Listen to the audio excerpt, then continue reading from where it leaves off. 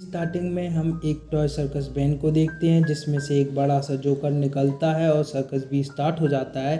फिर हम next scene में एक आदमी को देखते हैं जो कि एक डिटेक्टिव है जिसका नाम कोनाकावा है, जो कि किसी केस के सिलसिले में किसी आदमी को ढूंढ रहा होता है। बट एक मास्क मैन कहता है कि तुम पर कोई नज़र रखे है। कोनाकावा इग्नोर मारते हुए कहता है कि वो मेरा एक पुराना दोस्त है। बट वो मैजिशियन अपने मैजिकल ट्रिक से कोनाकावा को पिंजरे में कैद कर देता है। एक तरफ उसी के शक्ल के आदमी औरत भागकर आने लगते हैं जिससे वो काफ़ी डर जाता है। में कोनाकावा के पैरों तले ज़मीन खिसक जाती है और वो एक लड़की यानी पेपरिका के साथ टार्जन की स्टाइल में बच जाता है। पेपरिका कौन है वो मैं आपको आगे बताऊंगा। फिर सीन शिफ्ट होता है और हम कोनाकावा के गले में रस्सी की हेल्प से उसको मारने की कोशिश कर रहा होता है, बट पेपरिका उसे बचा लेती है। अगेन सीन शिफ्ट होता है और हम एक मेले में पहुंच जाते हैं जहां कोनाकावा फोटो क्लिक कर रहा होता है और पेपरिका उस गुंडे को मार रही होती है। बट फिर कोनाकावा को एक आदमी दिखता है और वो उसकी तरफ दौड़ के जाने लगता है पकड़ने के लिए। और वो एक होटल में पहुंच जाता है जहां पर एक आदमी मतलब इंसान जो कि गोली लगने के कारण ज़मीन पर गिर रहा होता है।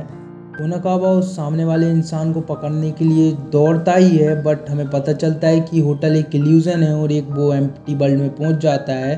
और कोनाकावा की आंख खुल जाती है नींद से, क्योंकि वो सपना देख रहा होता है और ये सपना ही था जो हम अभी देखे हैं पूरा। फिर हम कोनाकावा को देखते हैं और हमें पता चलता है कि कोनाकावा एक डिवाइस लगाए हुआ था अपने सिर में जिसका नाम डीसी मिनी है, जिससे हम सपने के अंदर जा सकते हैं, जैसे कि पेपरिका गई थी ये लड़की जो कि अभी सपने में थी। और ये रियल वर्ल्ड में तो एग्जिस्ट नहीं करती है, खैर छोड़ो। और इससे सपने को रिकॉर्ड भी किया जा सकता है। और हमें पता चलता है कि अभी ये पूरी तरीके से कंप्लीट नहीं है, जस्ट इसके ट्रायल के लिए कोनाकावा को दिया गया था। फिर पेपरिका वहाँ से जाने लगती है, पर कोनाकावा उससे पूछता है कि हमारा नेक्स्ट मीटअप कब होगा।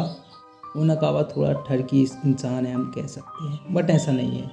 और वो उसे एक कार्ड पकड़ा देती है जिसमें कि एक डेट मेंशन होती है, बट वो डेट का कोई रोल ही नहीं है इसमें, छोड़ो आगे बताता हूँ तुम लोग को।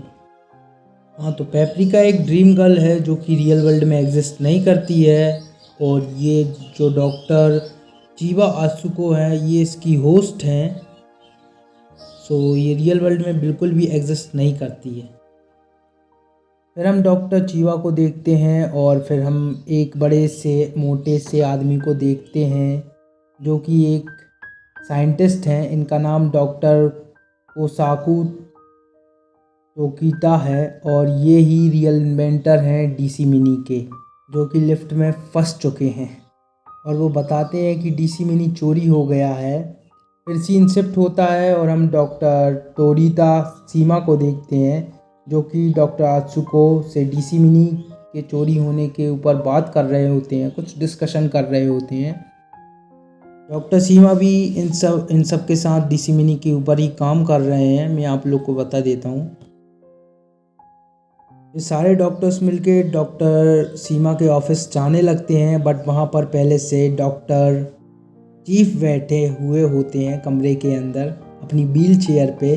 पैर तो है नहीं, इधर उधर मटकता रहता है बुड्ढा। डॉक्टर सीमा पागलों जैसी बात करने लगते हैं जिससे डॉक्टर टोरिटो और डॉक्टर चीवा थोड़ा डर जाते हैं। और डॉक्टर सीमा वहाँ से दौड़ लगा देते हैं और विंडो से ऐसी छलांग मारते हैं कि वो जाके सीधे ज़मीन पे गिरते हैं, बट हमें वो सीन नहीं दिखाया गया है।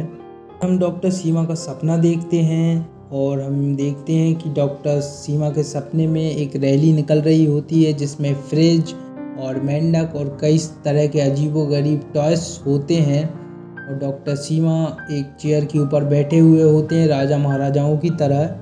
फिर सीन शिफ्ट होता है और हम देखते हैं डॉक्टर आत्सुको और डॉक्टर टोकीटा को जो कि देख रहे होते हैं डॉक्टर सीमा का सपना अपने कंप्यूटर स्क्रीन पर। और वो सपने में एक डॉल को देखते हैं जिसे हेमरू कहा गया है इस मूवी में। और ये डॉक्टर टोकीटा का बहुत अच्छा फ्रेंड है जो कि डीसी मिनी के प्रोजेक्ट पे इनके साथ था, बट वो आई डोंट नो कहाँ पे कैसे क्या गुम गया, वो मूवी में भी बताया नहीं है, बट वो आगे मिलेगा तुम लोग को, मैं आगे बताता हूँ। फिर सारे के सारे डॉक्टर कार में बैठ के निकल जाते हैं हीमरू के घर के लिए। वहाँ पहुंचकर डॉक्टर टोकीटा चोरों की तरह लॉक खोलते हैं और सारे के सारे डॉक्टर लोग अंदर घुस जाते हैं। और फिर वहाँ पहुंचकर हमें दिखाया जाता है कि बहुत सारी रोबोट डॉल्स हैं और कुछ खिलौने टाइप के पड़े हुए हैं। डॉक्टर अत्सुको के पीछे वही डॉल आ जाती है जो कि हमने डॉक्टर सीमा के सपने में देखी हुई थी। भाग जाती है, जिससे डॉक्टर आत्सु को पकड़ने के लिए जाती है और कबर्ड खोलती है तो उसे एक सीक्रेट रास्ता दिख जाता है। डॉक्टर आत्सु को उसका पीछा करते करते एक एम्प्टी सर्कस में पहुंच जाती है, जहां पे सिर्फ 2-4 आवाज़ें आ रही थी बच्चों की और पूरा सर्कस खाली पड़ा हुआ था।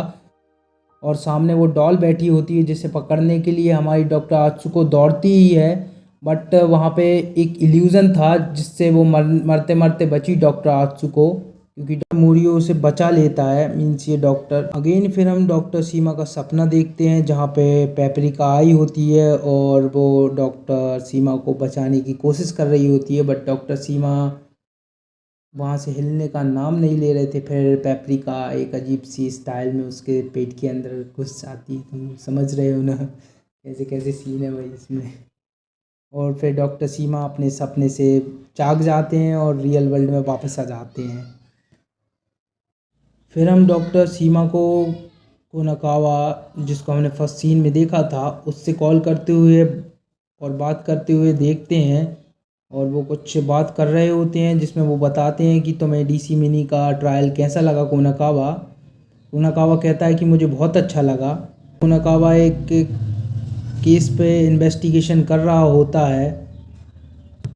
फिर कोनाकावा अपना लैपटॉप खोलता है और पेपरिका यानी डॉक्टर आत्सुको के दिए हुए कार्ड पे एक वेबसाइट का नेम लिखा था, वो उस वेबसाइट को अपने लैपटॉप में खोलता है, जहाँ पे वो एक रेडियो कप नाम के एक वेब बार में पहुंच जाता है, जहाँ जहाँ अंदर पेपरिका होती है। पर बट वहाँ पे कोनाकावा भी घुस जाता है और दोनों मिलके एक बात करने लगते हैं। क्या बात करते हैं वो मैं बता नहीं सकता तुम लोग को।